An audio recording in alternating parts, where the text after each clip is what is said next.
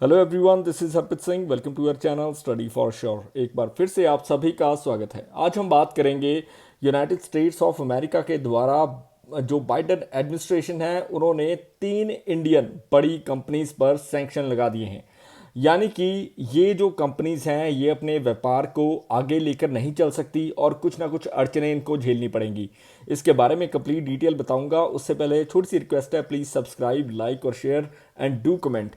अभी के लिए फर्स्ट पोस्ट या फिर हिंदुस्तान टाइम्स हो गया, इकोनॉमिक्स टाइम्स हो गया, इन्होंने वेरियस अपने न्यूज़ आउटलेट्स ने भी इस चीज़ के बारे में जिक्र किया है कि इंडियन कंपनीज जो हैं उन पर सैंक्शन लगा दिए गए, रोक लगा दी गई यूएस की गवर्नमेंट के द्वारा। क्योंकि ये कहीं ना कहीं संदिग्ध पा रही थी कि इनका जो ट्रेड है वो इलिसिट ट्रेड है। यानी कि जिस कंट्री पर यूएसए ने बैन लगा रखा है, मैं ईरान की बात कर रहा हूँ, जो कि यूएसए अपनी तरफ से ब्लैकलिस्ट कर चुका है। और देखो, ईरान कहीं ना कहीं आज भी यूएसए का दुश्मन है, राइट। JCPOA जो joint complementary plan of action था उसको खारिज करने के बाद या फिर बाइडेन की एडमिनिस्ट्रेशन ईरान पर कई तरह के सैंक्शन लगा चुकी है। और कोई भी कंट्री अगर इनके साथ किसी तरह की कोई भी डील करती है तो यूएसए कड़ा स्टेप लेता है उसके रिगार्डिंग। अभी के लिए यूएसए का डिपार्टमेंट ऑफ ट्रेजरी जो है फॉरेन एसेट को कंट्रोल करने वाला, उन्होंने एक डेटा रिलीज किया है जिसके हिसाब से 3 इंडियन कंपनीज इंक्लूडिंग 12 और मेजर कंपनीज हैं, या फिर मैं डजन से ऊपर बोल दूं, कुछ ऐसी कंपनीज हैं जो कि एक क्लैंडस्टीन तरीके से, समझो कि चोरी छिपे या फिर सीक्रेसी के साथ कहीं ना कहीं ईरान के साथ डील कर रही थी। और यही नहीं, हमारी जो इंडियन कंपनीज हैं, जैसे कि मैं बताऊंगा 3 कौन कौन सी ये कंपनीज थी, बट आपको ये समझना होगा कि ये जो डील कर रही थी ये समझो कि आर्मामेंट्स या फिर एमुनिशन के रिगार्डिंग था, ड्रोन्स के रिगार्डिंग था। क्योंकि आपको पता है कि जो हमास को सपोर्ट इनडायरेक्ट वे से ईरान से ही मिलता है, और कहीं ना कहीं यूएसए भी यही कह रहा है कि जो रशिया को सपोर्ट देना या फिर ईरान को सपोर्ट देना, उसमें ये कंपनीज जो हैं संदिग्ध पाई गई हैं। यानी कि 12 अलग कंपनीज जो हैं उन पर यूएसए अपनी तरफ से कड़ी पाबंदी यानी कि सैंक्शंस लगाना शुरू कर देगा। 3 इंडियन कंपनीज कौन कौन सी थी? जेन शिपिंग होगी, पोर्ट इंडिया प्राइवेट लिमिटेड होगी, सी आर्ट शिप मैनेजमेंट कंपनी होगी। अभी के लिए ये जो 3 कंपनीज हैं ये इस चीज़ में शामिल हैं, जिसकी वजह से इंडिया पर सैंक्शंस, बोला जा रहा है कि इंडिया की कंपनीज पर सैंक्शंस लग चुके हैं। आने वाले समय में मे बी ये कंपनीज जो हैं इनडायरेक्ट वे से ब्रिटिशर्स या फिर मैं बोल दूं इंग्लैंड, यूके के साथ भी डील नहीं कर पाएंगी, क्योंकि यूके भी कहीं ना कहीं यूएसए का एलाई है। और साथ ही साथ कनाडा के साथ भी इनकी मुश्किलें बढ़ने वाली हैं, क्योंकि यूएसए के जितने भी एलाई होंगे वो अपने एलाइज को बोलेगा कि आप इनसे किसी तरह की इनडायरेक्ट वे से डील मत कीजिएगा। क्योंकि हमारी जो इंडियन कंपनीज थी इन पर आरोप था कि ये कहीं ना कहीं ड्रोन्स के रिगार्डिंग जो भी डील्स होती हैं या फिर ईरान को एम्पावर कर रहे हैं आर्मामेंट में, आर्म्स में। क्योंकि अभी के लिए 300 से ज़्यादा मिसाइल्स जो हैं ईरान ने गिराई थी इसराइल पर, जिसका कारण यही बताया जा रहा है कि ईरान के पास इतना एमिनिशन आया कहाँ से, या फिर कौन बैक बैक पे ईरान को बैकिंग प्रोवाइड कर रहा है, कौन कौन सी कंट्रीज हैं या फिर कौन कौन सी कंपनीज इसमें इन्वॉल्व हैं। यूएस का डिपार्टमेंट ऑफ ट्रेजरी इन्होंने साफ साफ बोला है कि सहारा थंडर करके जो कंपनी है ईरान की वो भी इसमें इन्वॉल्व है, और उसके काफ़ी डील्स हैं, काफ़ी जो उनका समझो कि नेटवर्क है वो काफ़ी स्ट्रांग है, जिसकी वजह से वो अलग वे से, डिफरेंट तरीके से या फिर इलिसिट जो वे है उसका यूज़ करके अपने पास एम्यूनिशन मंगवा रहे हैं। रशिया उसमें इन्वॉल्व है, चाइना भी उसमें इन्वॉल्व है, और देखो इंडिया का भी नाम आ चुका है। देखो, हमारे लिए ये कोई अच्छी खबर नहीं है। आने वाले समय में इंडिया जैसे प्रोग्रेस कर रहा है वैसे वैसे अगर हम पर सैंक्शंस लगे तो ये कहीं ना कहीं एक हमें बैकलॉग मिलता है इससे, यानी कि हम आगे नहीं बढ़ सकते। सो इस पर भी हमारी गवर्नमेंट को ध्यान देना होगा कि ऐसी चीज़ों में हमारी कोई भी किसी तरह की भी जियोपॉलिटिक्स इतनी स्ट्रांग होनी चाहिए कि हमें किसी तरह की इन्वॉल्वमेंट इनडायरेक्ट वे से किसी तरह की नहीं चाहिए। अदरवाइज हमारे लिए मुश्किलें खड़ी हो सकती हैं। हमारे जो प्लान्स हैं आने वाले समय में ईरान के साथ, वो भी हमें डिस्क्लोज नहीं करने होंगे, या फिर क्योंकि हम देखो अभी के लिए India middle east economic corridor पर काम कर रहे हैं, सो उसमें भी इंडिया को एक बैकलॉग दिखना पड़ सकता है। क्योंकि यूएसए कभी भी ये चीज़ों में आनाकानी नहीं करता। अगर उसे कोई चीज़ पसंद नहीं आती तो सीधा बैक ऑफ कर देता है, या फिर कोई भी कंट्री हो उसको सीधा ही नेगेटिव वे से रिप्रेजेंट कर देगा। सो इस पर भी ध्यान देना होगा। राइट नाउ सैंक्शंस जो ईरान पर लगे हैं या फिर ईरान को सपोर्ट करने वाली जो कंट्रीज़ हैं, उसमें देखो सबसे पहले नंबर पर चाइना आता है। चाइना ने अभी तक अपने टाइज जो हैं ईरान के साथ नहीं तोड़े हैं। वहीं पर रशिया के साथ भी चाइना के टाइज जो हैं वो काफ़ी मजबूत हैं। और देखो इनडायरेक्ट वे से रशिया चाइना मिलकर ईरान को सपोर्ट कर रहे हैं।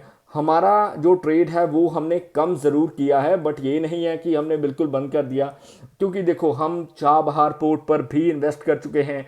आप जैसा कि जानते हो इज़राइल और हमास का इशू जो है वो भी काफ़ी हाईलाइट हुआ है। और देखो सालों हो चुके हैं, ये वॉर को भी 6 महीने से ऊपर हो चुके हैं। वहीं पर यूक्रेन और रशिया की वॉर जो है वो भी 2022-23 देख चुकी है, 24 चल रहा है। राइट नाउ कोई भी रिजल्ट नहीं निकला।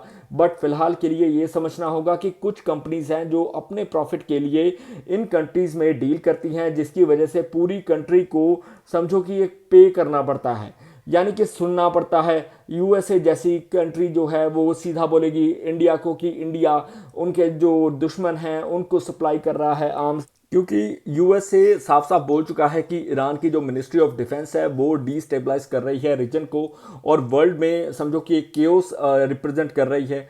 अभी के लिए ईरान और इंडिया के जो रिलेशंस हैं वो काफ़ी एज ओल्ड हैं। एंशियंट टाइम से ही हम दोनों देश जो हैं आपस में जुड़े हुए हैं।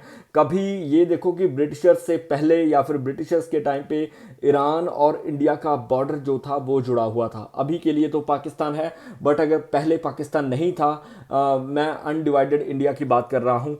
सो देखो मुगल एम्परर जहांगीर शाह अब्बास वन जो शाह थे ईरान के, उस उनके भी रिलेशन काफ़ी स्ट्रांग थे। वहीं पर अकबर दी ग्रेट की जो मदर हैं हामिदा बानू बेगम, उनकी जो डिसेंट है फैमिली है वो भी पर्शिया से बिलोंग करती है, और पर्शिया ईरान को ही कहा जाता है। All you guys knows that right. अभी के लिए ईरान और इंडिया के रिलेशंस देखो 1947 के बाद काफ़ी इंप्रूव हुए हैं। वहीं पर इंडिपेंडेंट, क्योंकि देखो 1974 में ईरान रेवोल्यूशन आती है, उससे पहले भी जो शाह रजीम थी वो प्रो यूएसए थी या फिर इसराइल के साथ थी। और देखो तब के टाइम ब्रिटिशर्स हमारे देश पर राज कर रहे थे। राइट 1947 से पहले की बात कर रहा हूँ। डेफिनेटली तब के टाइम हमारे जो रिलेशंस होंगे वो स्ट्रांग ही होंगे। और देखो ईरान रेवोल्यूशन जब 1979 के बाद आती है तो उसके बाद भी जो नया ईरान है उसके इंडिया के साथ काफ़ी एंगेजमेंट्स पॉजिटिव रहती हैं, जिसकी वजह से देखो आप देखोगे तो बायलैटरल रिलेशन इतने मजबूत थे रिसेंटली कि इंडिया का कल्चरल सेंट्रल जो था वो वहाँ पर इनॉग्रेट किया गया था तेहरान में 2013 में, जिसको कि स्वामी विवेकानंद कल्चरल सेंटर भी कहा जाता है। 2018 में रीनेम कर दिया गया। और देखो हम कई फॉरम्स में हिस्सा ले चुके हैं, और जैसे कि जो पंडित थे राजेश प्रसन्ना जी इन ईरानियन आर्टिस्ट फोरम में वो गए थे, उन्होंने परफॉर्मेंस अपनी लाइव परफॉर्मेंस दिखाई थी। वहीं पर एग्जीबिशंस भी लगाए जाते हैं ministry of textile ministry of tourism के द्वारा। सेमिनार्स भी दोनों कंडक्ट करवाती हैं एम्बेसीज में, ताकि दोनों का जो कल्चरल बॉन्ड है वो और एनहेंस हो सके और बढ़ सके। इंडिया ने तो अपना केवी संगठन के तहत एक स्कूल भी खोला है तेहरान और जाहिदा में। तेहरान जाहिदा काफ़ी इंपॉर्टेंट है क्योंकि जाहिदा से ही ट्रेन गुजरती है। जिस पोर्ट पर हम काम कर रहे हैं वो भी ईरान में ही पड़ता है। सो चाबहार पोर्ट आपको पता है कि काफ़ी इंपॉर्टेंट है इंडिया के लिए। 2015 में हमने इसके बारे में जो है जॉइंट कॉर्पोरेट एक कमेटी बिठाई थी और उस पर काम कर रहे थे, और अभी के लिए यही पोर्ट है जो हमें सेंट्रल एशिया से जोड़ेगा। राइट नाउ जो ट्रेड रिलेशंस हैं वो भी काफ़ी स्ट्रॉन्ग हैं।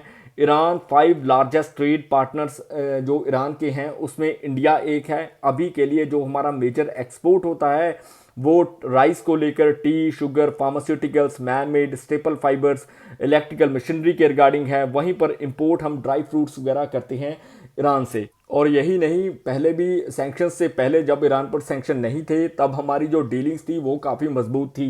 ईरान से ऑयल इंपोर्ट करना, और देखो इन ऑर्गेनिक केमिकल्स भी ईरान हमें प्रोवाइड करता है। सो कहीं ना कहीं ईरान और इंडिया के रिलेशन काफ़ी स्ट्रॉन्ग हैं, बट हमें अभी के लिए फ़िलहाल रुकना होगा क्योंकि वर्ल्ड वाइड सैंक्शंस लगे हुए हैं ईरान पर। कहीं ना कहीं अभी भी सुपर पावर जो यूएसए है उसका दबदबा है। सो हम इस तरह के पचड़े में पड़ने की बजाय अपनी जो जियो पॉलिटिक्स है या फिर इंडिया फर्स्ट पॉलिसी को लेकर अगर चलें तो ही हम आगे बढ़ सकते हैं। राइट नाउ हमें एक पॉजिटिव बुद्धास पाथ लेकर चलना होगा, एक सॉल्यूशन, ताकि हमारा जो नाम है जैसे ये कंपनीज के द्वारा आया है वो कहीं ना कहीं मिट सके, या फिर कहीं ना कहीं उसे हम रिमूव कर पाएँ। हम इस तरह का बिहेवियर हमारा नहीं होना चाहिए, डिप्लोमेसी किसी हद तक ही होनी चाहिए। ये था आज का आर्टिकल। आई होप आपको पसंद आया होगा। किसी प्रकार की भूल होगी हो तो मैं क्षमा चाहूँगा। प्लीज़ सब्सक्राइब, लाइक और share. May you have a successful day ahead. जय हिंद एंड डू कमेंट